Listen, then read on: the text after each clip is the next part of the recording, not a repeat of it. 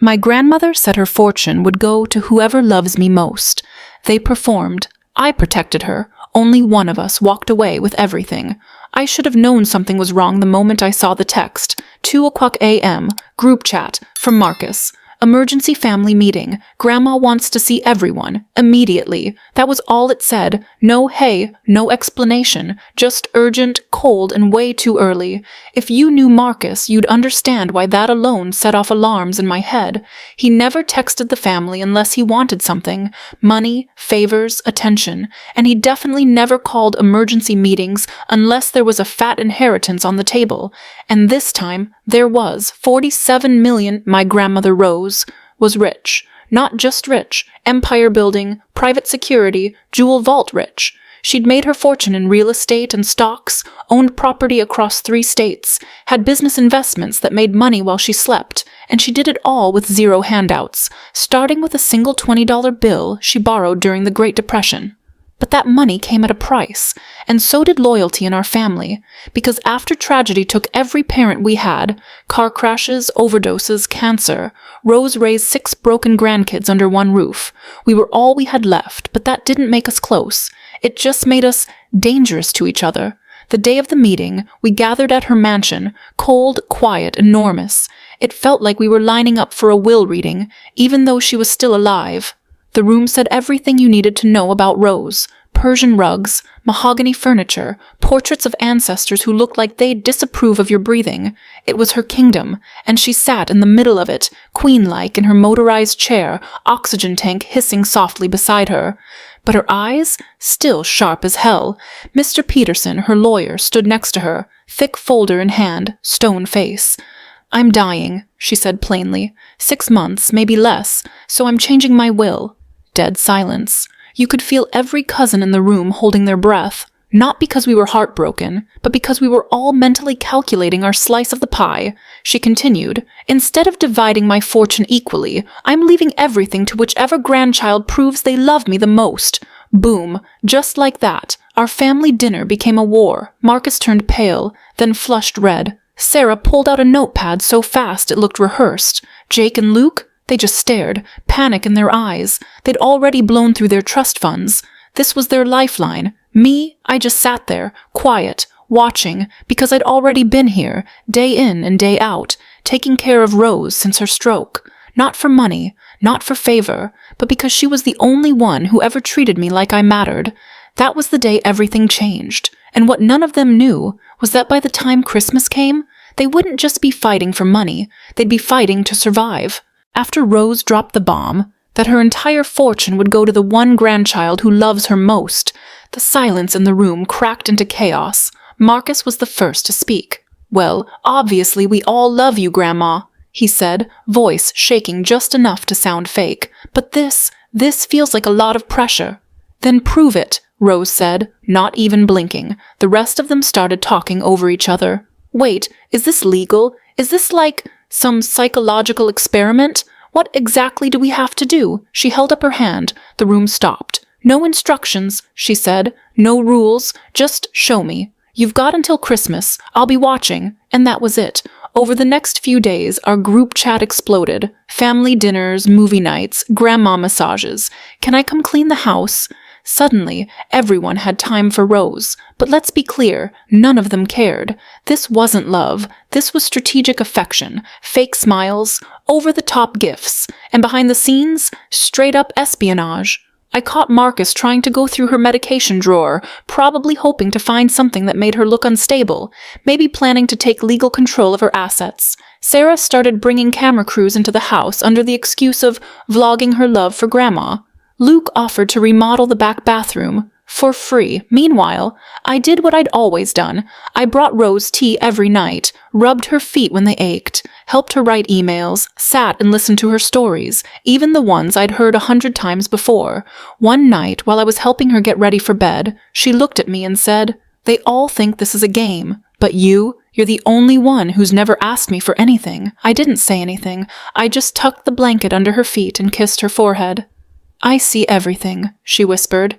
That sentence stuck with me, because I knew, even if the others were louder, she saw through them, or so I thought, until 3 nights later, I came home to find my room at her house completely destroyed, drawers pulled out, jewelry missing, laptop gone, closet ransacked, but nothing else in the house was touched. No forced entry, no broken windows. Whoever did this had a key, and there were only 5 of us with one. I stared at my dresser, drawers pulled out, clothes dumped everywhere. Rose's hallway was quiet, no alarm, no broken glass, no panic, just invasion. Whoever did this didn't come to rob the house. They came for me. They rifled through my things, stole my jewelry. Nothing valuable, just personal. A necklace Mom gave me before she died. Gone. And they took my laptop, which meant they weren't after cash. They were after information, probably trying to dig up dirt, emails, journals, notes about Rose, maybe hoping to find something that would make me look greedy or manipulative, something to disqualify me, and I already knew who it was. Not Jake. He was too dumb. Not Sarah. Too obvious. Marcus. He was desperate. His business had just gone under. He was drowning in credit card debt, and his girlfriend kicked him out 2 weeks ago. He needed this inheritance like air, and now he was playing dirty. I didn't tell Rose, not yet. I wanted to see what he'd do next. So I stayed quiet, cleaned up the mess, changed the locks, moved everything personal to a flash drive hidden in the attic. But I started watching them more closely. Every visit, every phone call, every smile that didn't reach their eyes. That week, Sarah brought over an expensive fruit basket and insisted on feeding Rose spoonfuls of imported honey.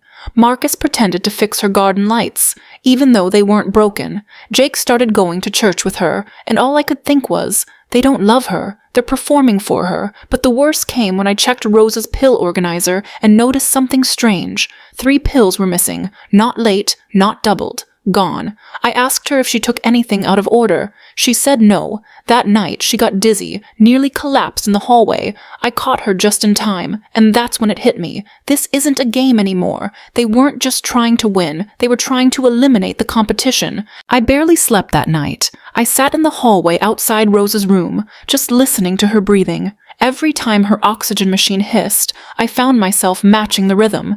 In, out, in, out. I kept thinking about those missing pills, the laptop, the necklace, and I realized something sick. They're not just competing, I whispered. They're eliminating. They knew Rose trusted me. They knew I was the closest, so they wanted me out of the picture, quietly, without fingerprints. But I wasn't going anywhere. So the next morning, I made my own calls. First, a lawyer. I asked if there was any way to report will manipulation or inheritance interference before someone passes. He told me to start documenting everything. Text messages, audio, patterns, behavior. Keep it clean, legal, and undeniable. Second, a nurse friend from my rotation days. She helped me get Rose a second pill organizer, one I'd keep hidden and only I would manage. If anyone touched the public one again, I'd know. Third, a locksmith. New locks, new cameras. Every room, including mine. By that weekend, I was done playing nice. Then came Sunday brunch. Everyone was there. Marcus brought roses. Sarah made that fake laugh she always used on men. Jake tried to hug me. I moved out of the way. We sat around the dining table like one big, broken, backstabbing family.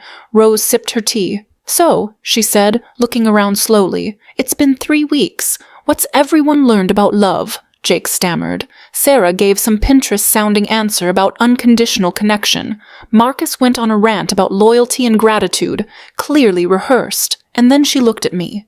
What about you? I leaned forward, resting my elbows on the table. Love is what you do when no one's watching. The room went quiet. It's not the Instagram photos, not the fruit baskets, not the church selfies, or the handwritten poems. It's showing up at 3 a.m. when she can't breathe. It's catching her before she falls. It's not stealing her pills while pretending to fix her lights. You could have heard a pin drop. Marcus's face went pale. Sarah's hands clenched her napkin. Jake looked like he wanted to disappear. What are you implying? Sarah asked. Nothing, I said, sipping my tea, but like Grandma said, she sees everything. Rose didn't say a word, but I saw her smile behind her teacup, and that's when I knew I wasn't just surviving this. I was about to win. The day Grandma made her announcement, there were 67 days until Christmas. Now there were 7, and the air in the house felt like something was rotting. No more fake smiles, No more "I brought cookies" or "let me brush your hair" moments. Just tension, eyes watching from behind doors, footsteps that stopped when you turned around. I didn't even bother pretending anymore.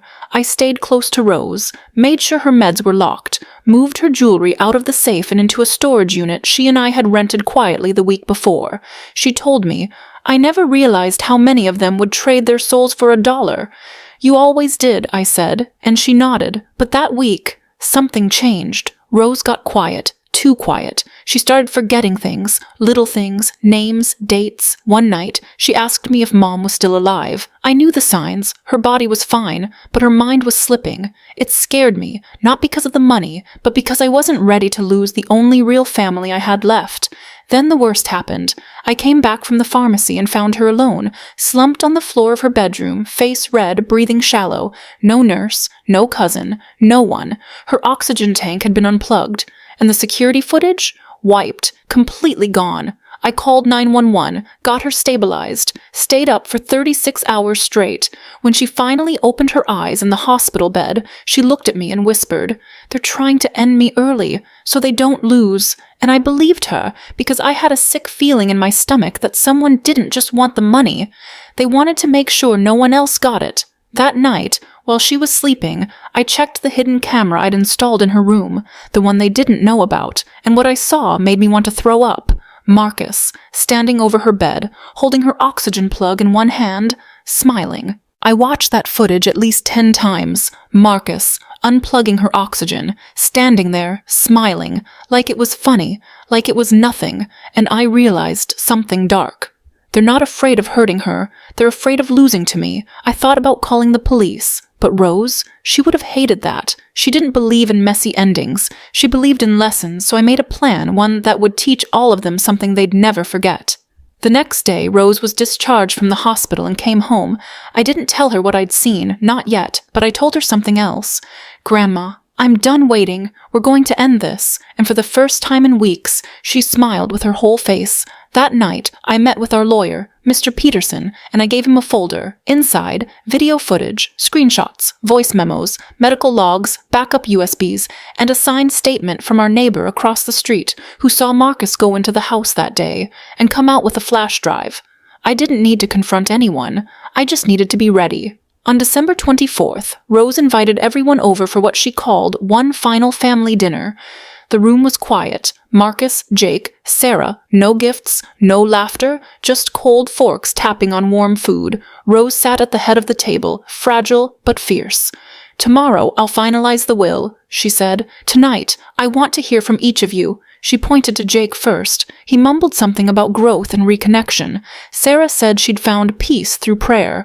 Marcus gave the longest answer, a whole speech about sacrifice, commitment, legacy. I didn't speak. I didn't need to. I just slid a tiny black remote under Rose's napkin. She felt it, closed her hand around it, and nodded. Then Rose raised her glass. "To family," she said, smiling, "and to seeing people clearly when it matters most." December 25th. We all showed up in silence. No one wore red. No one said Merry Christmas. Even the house felt colder, like it knew this was never going to be a holiday anyone forgot. Mr. Peterson stood by the fireplace. Same suit, same thick folder, no emotion. Rose sat in her wheelchair, wrapped in a red shawl I'd knit her back in high school. She didn't look like a dying woman anymore. She looked like a judge about to sentence a room full of criminals. "Thank you all for coming," she said slowly. "Today I finalize my legacy, but before I do, I want to be perfectly clear." She glanced at me. I gave her the tiniest nod. Then she pressed the button under her napkin. The projector behind her flicked on. A black screen. Then video. Marcus, unplugging the oxygen. Footage zoomed in. Clear, crisp, unedited. Then footage of him going through her drawers. Audio of him bragging on the phone about how he'd get the money no matter what. Gasps. Sarah covered her mouth. Jake said, "No way, that's edited." Then came Sarah's turn. Footage of her slipping pills into Rose's tea to help her sleep longer. Jake trying to manipulate her into signing early documents. Then silence. You could hear the weight of it pressing on everyone's chest. And Rose, she just sipped her tea like it was her morning ritual. Mr. Peterson opened the folder. The will as amended. To Marcus, Sarah, and Jake, nothing. The room froze. Due to verified attempts to influence, harm, or manipulate the testator, all prior considerations are void. Then he turned the page. To the only grandchild who showed consistent, documented, selfless love, who never asked for anything, and who protected her even when it risked everything, he looked at me. Claire receives 100% of the estate. Estimated value, $47.3 million. Silence. Then, shouting, Marcus lunged at Mr. Peterson. Jake kicked over a chair. Sarah screamed, "You can't do this!" But the guards Rose had hired the night before stepped in, calm, professional, ready. They were escorted out, one by one, screaming, crying, begging. When it was over, I sat beside Rose. She looked at me with tired eyes, but peaceful ones. "You didn't just win," she said. "You reminded me what real love looks like. Thank you for seeing me." Rose passed away 2 weeks later, quiet, peaceful, in her sleep. I was there, holding her hand, just like I promised I would be. The funeral was small, private. No Marcus, no Sarah, no Jake. They weren't banned. They just didn't show. Too embarrassed, too ashamed, or maybe just too broke to buy a black suit. Afterward, I went back to the house. Our house now. It didn't feel like a victory. It felt heavy, like carrying someone else's crown. The lawyers finalized the estate transfer, all the properties, stocks, cash, land, $47.3 million. Just like they said, I moved slowly, sold some, kept some, but the one thing I didn't touch was her bedroom. Same teacup on the shelf, same red shawl on the chair, same oxygen machine beside the bed, now powered off forever. People thought I'd disappear, move to Italy, buy yachts, turn into the spoiled rich girl no one recognized. But I didn't. I opened a clinic, one with Rose's name on the front, a nonprofit, for women in crisis, women with no family, no safety net, no voice. Because I remembered what Rose used to say, the ones with the least always give the most, and I made sure she'd still be giving, even now. As for the others, Marcus tried suing, lost. He now sells supplements on Instagram. Sarah launched a GoFundMe for emotional damages. It made $32 before getting taken down. Jake got arrested for fraud 6 months later. Turns out, karma's fast when you try to scam the wrong people. And me? I sleep just fine, because I didn't just inherit a fortune, I inherited a lesson. Sometimes love is quiet, but it always speaks louder than greed. She gave me everything, because I never asked for anything at all, and that's how a house full of greed turned into a home built on love. She left me her fortune, but more than that, she left me her heart. Tell me, would you fight for someone you love, or let money tear your family apart? Drop your answer in the comments. Like this video if karma showed up, and subscribe for more stories where love wins, even when no one's watching.